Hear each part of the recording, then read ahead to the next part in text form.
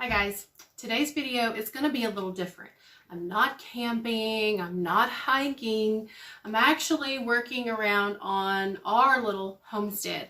So over the past couple days, I have been processing and putting away this meat that you see here that we processed from a cow. So some friends reached out to Patrick and asked him if he wanted this cow. It was injured, and instead of disposing of it, they were, I guess, looking for someone that would take it and get use out of it.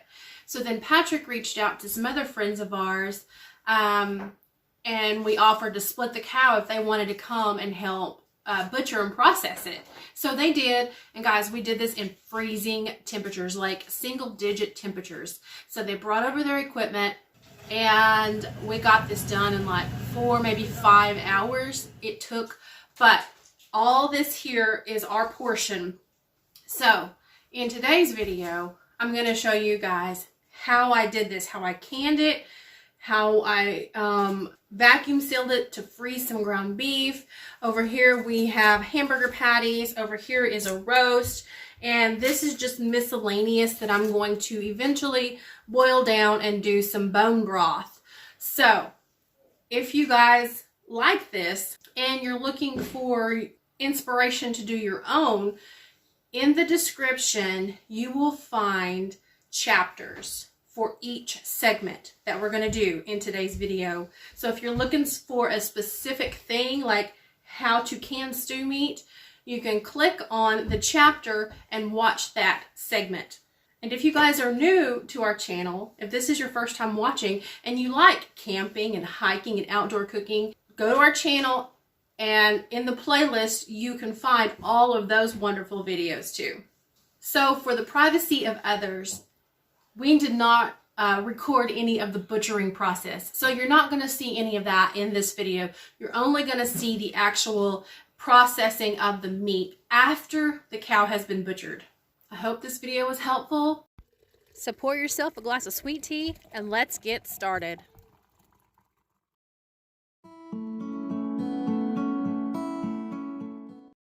So part of the process when you butcher your own cow, you're going to have these bones here. What are you going to do with these bones? These bones are great for bone broth, and that's what we're going to do in this part of the video. I'm going to show you guys how to cook these bones down to make your own beef bone broth. Patrick said these are the neck and the backbone, so they still have meat on them, but it's okay. It's going to cook down. It's all going to be good and yummy. And it's going to pressure cook for about 2 hours. So basically, I'm just going to take my pressure cooker and I'm going to stick these bones in there. I'm going to cover them with hot water. And this would be a good time if you guys had like celery or carrots or onions. You could stick those in there. Apple cider vinegar. So this is what you'll do. You will fill it, or I just fill it, full of hot water just to cover the bones. And all that marrow is going to cook out of that.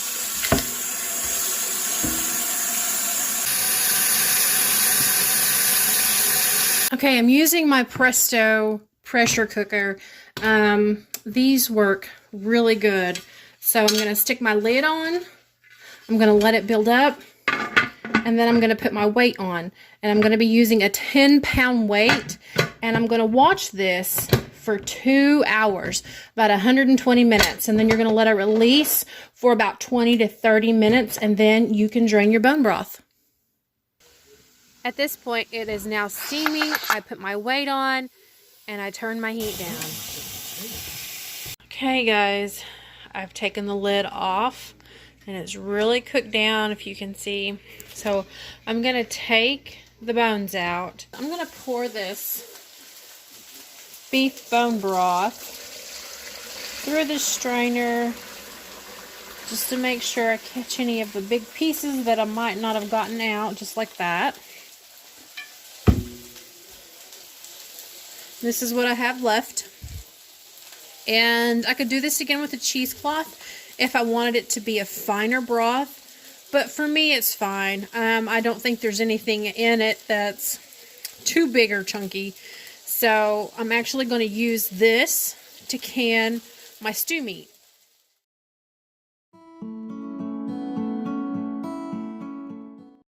Okay guys, next on this processing adventure, I'm going to start cutting up all this meat for stew meat. I'm going to can it is what I'm going to do. So while my bone broth is processing right there, I'm going to work on this, and I'm going to put it into another bowl, and I'm going to hang on to it until that gets done so that I can pour it over the stew meat and can it.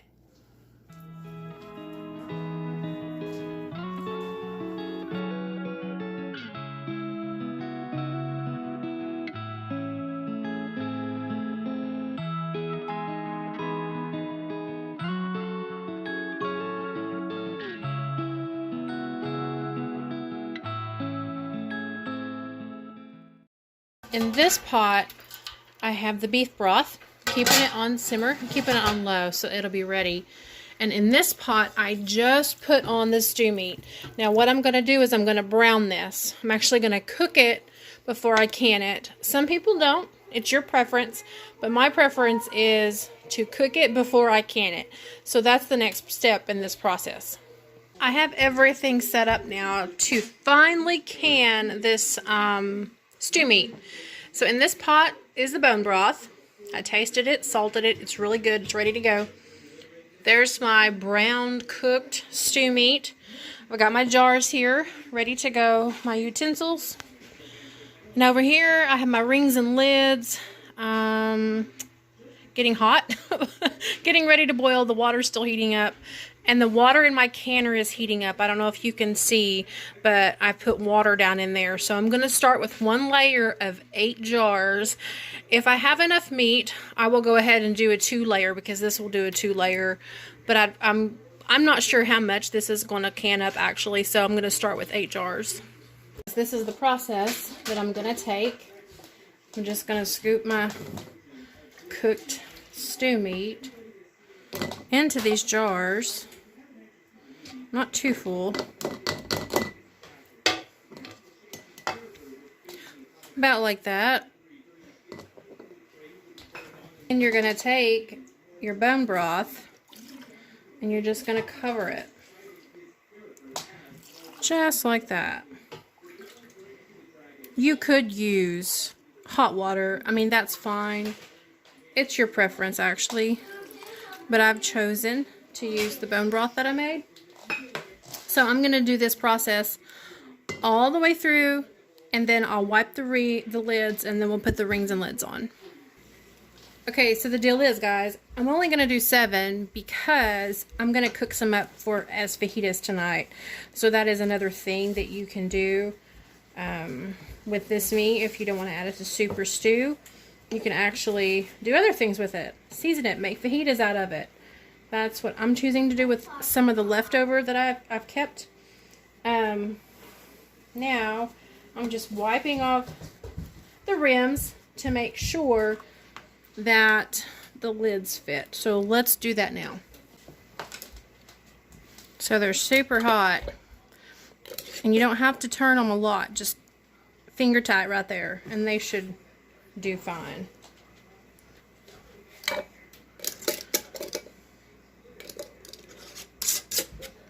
Okay, just like that, guys, I'm going to finish these up.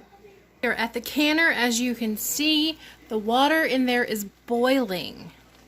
So I will gently place my jars into the pressure canner. We are almost done, guys. We've almost got this meat processed and ready for storage. Last leg of it. There's going to come a point when you just want to be done. But you can't be done until you get it all put away. You won't regret it. So now I'm going to lock my canner.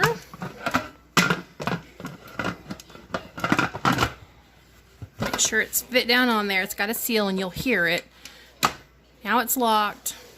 I'm not going to put the weight on just yet. I'm going to let the pressure build and then I will put the weight on. Okay, I don't know if you guys can see. It's starting to steam. So this lets me know I can put my weight on. I'm using 10 pounds where I am. You'd have to check your altitude to see what you would need to use. So now that that's on, I'm going to let this cook for 90 minutes. Okay guys, so it's actually been about 90 minutes. So what I'm going to do is I'm going to turn the heat off. And now I'm just going to let it slow release. I am not going to remove this. I'm just going to let it naturally release. And once it kind of stops, then I will take the weight off. It is released, and I feel like it's safe enough to go ahead and open this.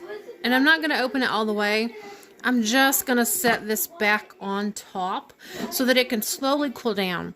I don't want the cold air to get down in there, cause shock, and then perhaps some of these bust. So I'm gonna let this sit now, and then when it stops steaming and then when it's not so hot, then I will take my jars out.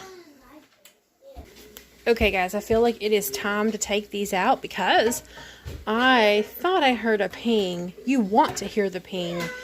So here it is.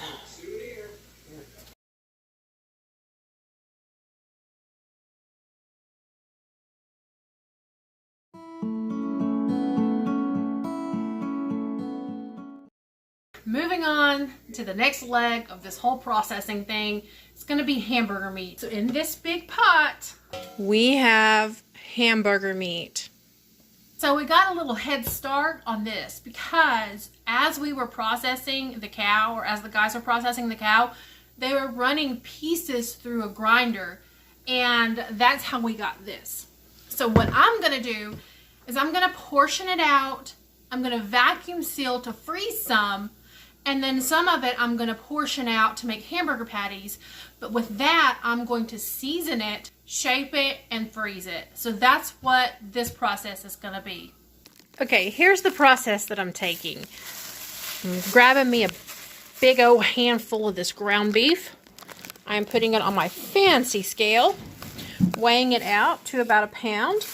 Was going to do 2 pounds, but I figured that was too much because this isn't going to shrink down. So there's a pound. I have 4 pounds of ground beef ready to go in the vacuum seal bags and put into the freezer. Okay, so I got my bag ready. I don't know if this is going to be big enough. I hope it's big enough. And I'm just going to take my meat and kind of work it toward the bottom. Just like that. And then we're going to take this over to the vacuum sealer and seal that pound of meat up.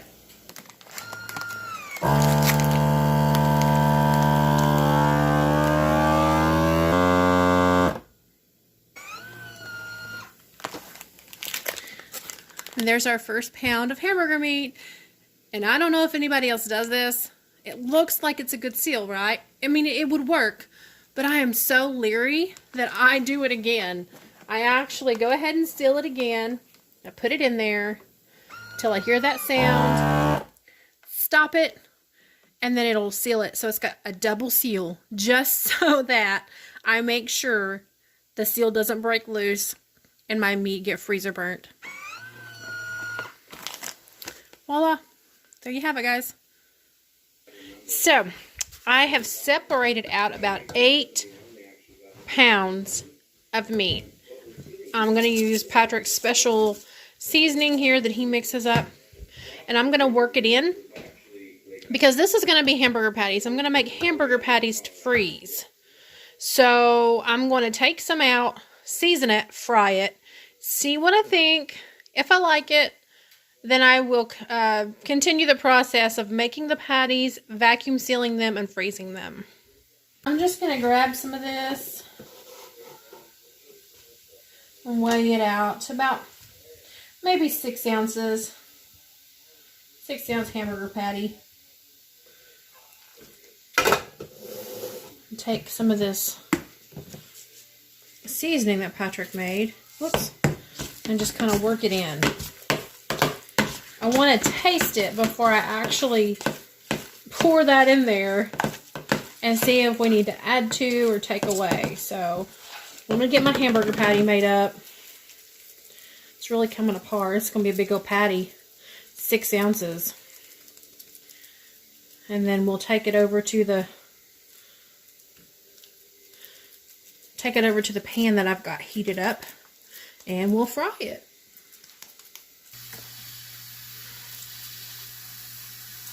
Alright. Just gonna throw that on there. That's a big old patty. I could do 4 ounce hamburger patties instead of the 6 ounce. Because usually they shrink up so much. When you buy from the store, they shrink up so much, there's nothing left. But with this being fresh beef, I don't think this is going to shrink up too much, but we'll see. I'm going to flip this over. There you go, and see. It's really coming apart. Of course, it is fresh beef. No additives. I'm going to flip this again just to check it out. It's looking good. It's really looking good. Use some of that oil because it doesn't have its own, like, it's not putting off a lot of grease like a store patty would. It's just cooking in the oil that I put in here, so I'm really happy with it. It's really juicy. Can you see the juice coming out? Of course, I'm going to let it cook a little bit more. But I wanted to just kind of test one out before I made them into patties to freeze. I'm going to call this done. So, I'm going to give it a try. I'm going to do my best to try to show you a true taste test. Oh, something's sparking over there. The only thing that I did was what y'all saw. It is cooked all the way. See? So I just add the seasoning. It's a little bit crumbly, more than what I would expect from a store-bought patty, but it smells good.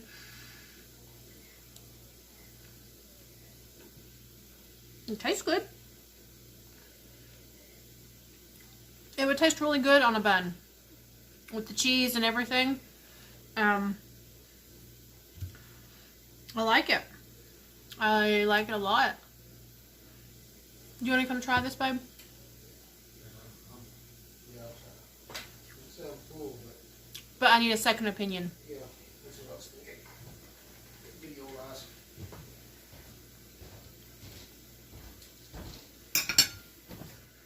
You want to try the hamburger patty? Yours looks a lot better than what Cody did. He didn't cook his. I'm recording. It's a little bit crumbly, isn't it? But it's real and fresh. Mm-hmm. It's real fresh. It's real fresh. You put some of that hot sauce on there, that'd be good. This is how I would freeze it. Like before I make the other meat. It needs more salt. Okay. Well, I used your seasoning, so we'll add salt to that. I don't put a whole lot of salt there because It's pretty good? yeah. No, That would taste good on a bun? Just a little more salt and I'd eat that. Mm-hmm. Okay. Well, I say if you guys are doing this, do a little taste run, see what you, like for your preference, what you would need to add. Well, and to go with that, you could do different flavors. Oh, yeah. You can do the husbands, and you could do the wives, because we got that cherry seasoning. Yeah, we do. You want to play around with the meat? It's in there, so. Anyway, it's a thumbs up, guys. I'm running a smoker in 5-degree weather. I'm playing with some meat. It's a thumbs up. Just a quick look, you guys. Here is some patties that I've made up. I'm going to stick them in the freezer, and once they get, you know, a little bit frozen, we're going to stick them in some vacuum seal bags. Okay, guys, I got to make this quick. There's a lot of background noise today. My hamburger patties are frozen, and see how easy they slide in there? So now you can stack them, layer them, vacuum seal them, and pop them back in the freezer. So if you do this, just make sure that you put like the foil in between or the wax paper in between the patties so that they don't stick together. So I'm going to put mine in a pack of four frozen hamburger patties. So it'll be easy just to grab a bag out. They'll be ready to go. Thaw them, cook them, and voila.